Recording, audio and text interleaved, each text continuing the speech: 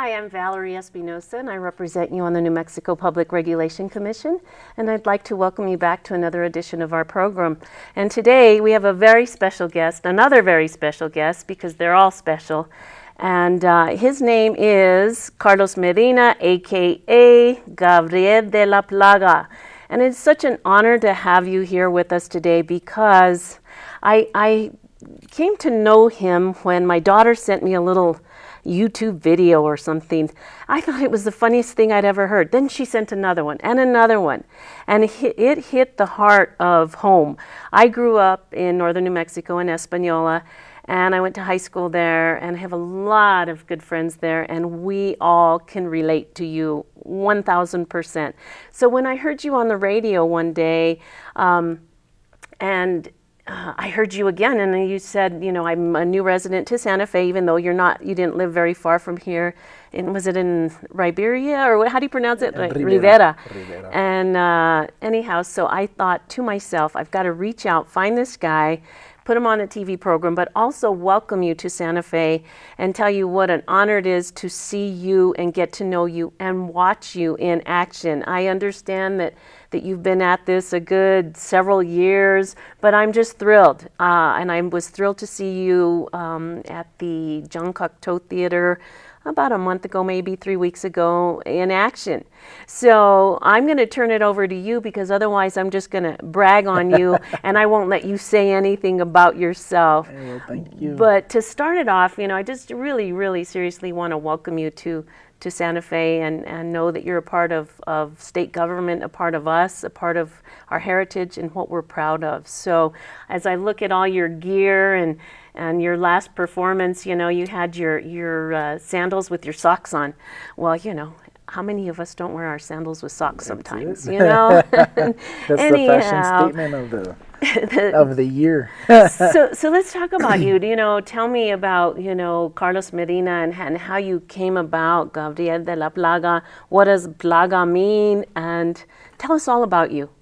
For sure. Well, first of all, I want to say thank you for inviting me to be part of your show, and thanks for the welcome to Santa Fe. I've always felt welcome here. I've been living in Santa Fe about 1.5 years now, South Side. Well, what I consider South Side, I don't know. Somebody told me the other day that South Side is on South 14, but anyway, I live out by the country club, so it's a pretty nice area, and you know, Santa Fe is just such a beautiful place. Y toda la gente has welcomed me. A lot of great things have happened since I moved here, but you know, all this started probably 35 years ago when I was 7 years old, and I started playing the accordion in my dad's in our family band, and we just you know, music has always been a part of my life. I grew up pretty much in the bars, playing and singing, and I always liked you know, Mexican music.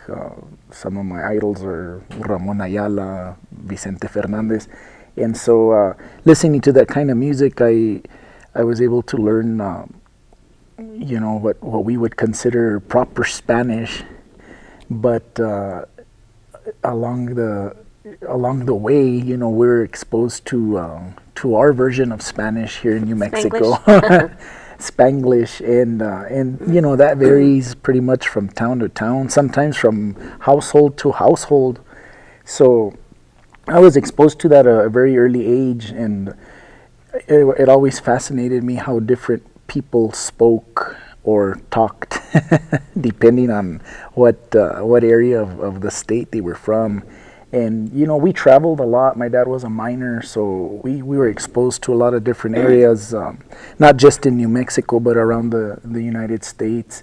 And so it was always interesting to me, the different dialects, different words people used. And so little did I know that would become the basis of my of my comedy one day. And I've always been dedicated to music. I had a construction business for a few years, and you know, construction was really good to us. And and you know, one day I just decided I was going to dedicate myself 100% to being a musician. So musician, comedian, and actor. well, now actor it's coming along. I wouldn't consider myself a real actor. I don't even consider myself a comedian. But oh yes, we do. You better give yourself a lot more credit than that. well, we'll you know, it remains to be seen. You know, we're working hard on it, and you know, out of respect to people who truly are actors, I'll hold off on that for a little bit. Don't be shy. Don't be shy. But you know, growing up, we music was always a part of our life. You know, we played all over the place, and I was exposed to different to so many different things at a very young age. So I decided I was gonna make music my career. In my life, I had the privilege of playing with some of New Mexico's best, you know, and well-known groups, El Hurricane, Darren Cordova. We had our own band for a while out of Las Vegas. We were called Dulzura. And then where did you used to play in Las Vegas? All over. Back then, Ciders. Ciders was still going. Hats off to Cider. And just so many places. I started a trio, an acoustic group. It's just it was just three guys, accordion, guitar, and guitarron, and we made a CD, and I wrote some songs, and you know, it did really well for us. It kind of helped everything take off, and you know, today you fast forward a few years. I don't want to say several, but a few. And today I have 3 CDs released under El Trío Los Gallos. Well, thank you. 2 CDs. And it has that song Chocolate. You might have to give us a sample in a while. Chocolate, that's a good song. So I have 3 CDs with El Trío Los Gallos. I recorded 2 CDs with my band, and I just call it Carlos Medina y Los Gallos. There's an interesting story how that came about. And then I got 2 CDs under 2 comedy CDs as Gabriel de la Plaga. Where can people purchase these CDs? Well, pretty much my CDs are available through me and you know, my website. So what is your website? My website is carlosmedinaentertainment.com. Nice. And through Facebook, you know, most people just contact me directly. I think I tried to be your friend and you had too many friends, but somehow we worked it out. Yeah, there's a limit, but I have a like page under Gabriel de la Plaga, so you know, that's available there too. It's interesting how, you know, I was a musician 35 years pretty much, or maybe 30 years, and then the day that I finished my first band CD, the process to recording is very, it's crazy, you know. It takes a lot of focus while you're recording, and you know, I did everything myself, so everything was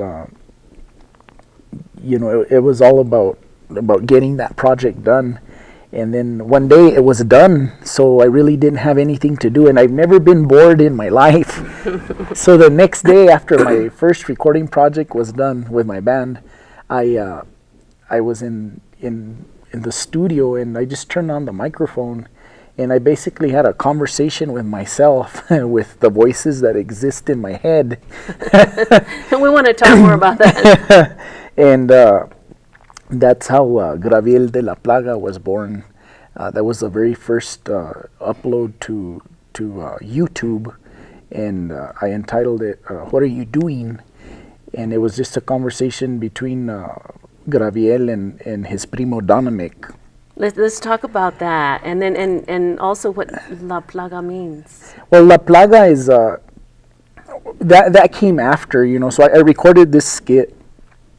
It's basically a phone call, and but there's no video. It's just these still pictures and audio. Let's hear it. And it's a phone call between me and my primo Donamic, and basically I'm just calling him to see what he's doing. So later on, that became you know, that became like material for my stand-up routine, and what it is that when two people from from northern New Mexico meet, it doesn't matter where, the first question usually is, "What are you doing?" Exactly. and usually the answer is nothing. Why? Who said? So that was the first upload, and it's just a short conversation, and it was interrupted by my grandma tia Lola was vacuuming, so I had to hang up because I couldn't hear him anymore. And this is all in my head. So I uploaded it to YouTube, and but maybe 40 people watched it the first day, and then the next day I had like 200, and then like 1,000 people, and then like 10,000 people, and then people were commenting and like, who is this? Where are these guys from? And this is funny. This reminds me of home. And right now, Graviel de la Plaga is known all over the world. Through YouTube, through the power of social media. So it was never my intent for this to become anything. No? No, it was just having fun, kind of blowing off steam, because I had I've been so focused on recording my CD, and then now I was done, so I had all this free time. And by this time I had been playing music full time. I had been I played with Darren Cordova about 10 years. I had toured with El Gringo for about 4 or 5 years. So music was everything to me. I had stopped doing construction, and it was just my focus was on music. So now I had this free time after I finished recording my CD, and then I recorded a second skit, and then a third, and a fourth, and Dillard's. So the Dillard skit, that's probably one of the more recognized ones. That one came a little after. I had already established that. It took me a little bit to realize that this was a thing. It was contagious. Yeah, people were responding well to it, and they were asking for more. So, I realized it was a thing when YouTube asked to monetize my page, which means that you get paid for ads. Are you to run kidding me? Yeah, and then so one day I realized, this could become something. I think I realized that when my page was earning like $50 a day, whether I was awake or asleep or. That's so awesome. it is a viable business, because there's the power of social media is incredible. And I urge people, there's so much talent and so much hidden talent out there, and sometimes all it takes is uploading something to YouTube or to Facebook, and with a little bit of just effort on your part, you could have something that this was never supposed to be anything big. I never expected it to. I did not upload that first video or that first audio clip with the intention of, I'm gonna become a comedian, and then this comedy is gonna become the basis of a TV show, and that was never the intent. And it's cool when that happens, because some of the best things that happen to us happen by accident, and